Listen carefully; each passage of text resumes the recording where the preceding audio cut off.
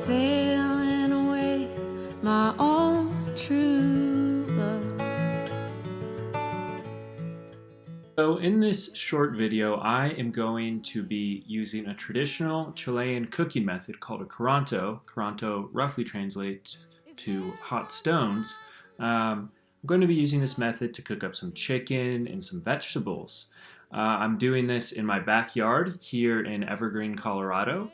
And the reason I'm doing this is years back I saw Francis Molman, the Argentinian chef, do a Curanto on a TV show, and I was fascinated by it amongst other techniques of cooking that he used. But this one in particular I found to be exciting, and ever since then I've wanted to do it. So the way a Curanto works is you dig a hole in the ground, and there's different methods you can use, and the amount of food you're cooking will change the size of the hole and such.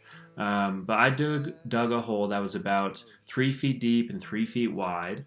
And I started a fire in that hole, and while I was starting that fire, I put large hot stones in the hole. I heated up the stones, and then once it had all burned down to coals, and those stones are red hot, I laid in some cloths on top of the stones, and then food on top of all those cloths, and then more cloths on top of the food, and then I put the dirt back on top of all that food and cloths, and I let it cook for about an hour and a half.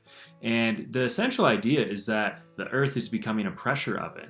And in Chile, this method is used to cook extraordinary amounts of food, typically for different festival activities. But this time it was just feeding my family. However, the roots of it are just as a traditional practice of festivity in Chile. And other places have pit cooking methods as well. Hawaii has some. There's even different variations within South America. But here I wanted to do the specific Chilean or Argentinian method of using a Curanto. So in this video, you can enjoy how I do that. Alright, so I got my hole. I've just cut up some firewood, and I'm going to now be making a little bit of kindling so I can start the fire in the hole. Start heating up some stones.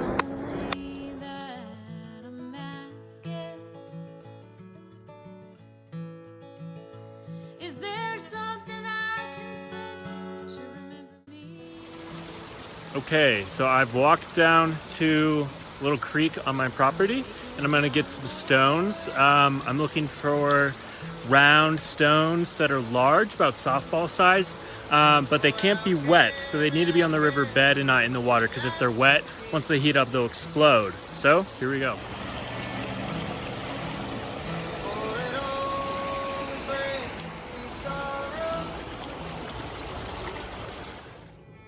All right, got all my stones.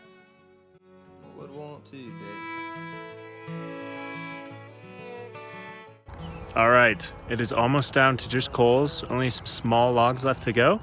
And once it gets there, we're gonna go ahead and put some cloth on the stones and put some food on.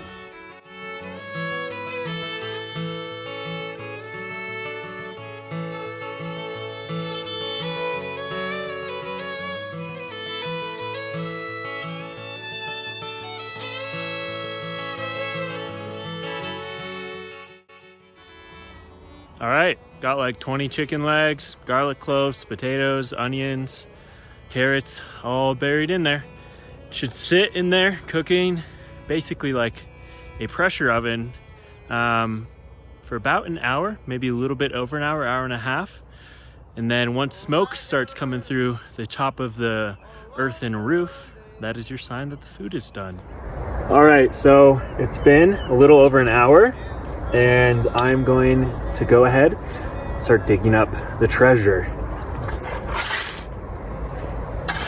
And I don't know when I'll be coming back again. Just depends on how I'm feeling. Well, if you, my love, must think that way. All right, well, there you have it. That was my first attempt at a Curanto cooking style, and I enjoyed it very much. There are some things I wish I would have done differently, but hindsight is always 2020.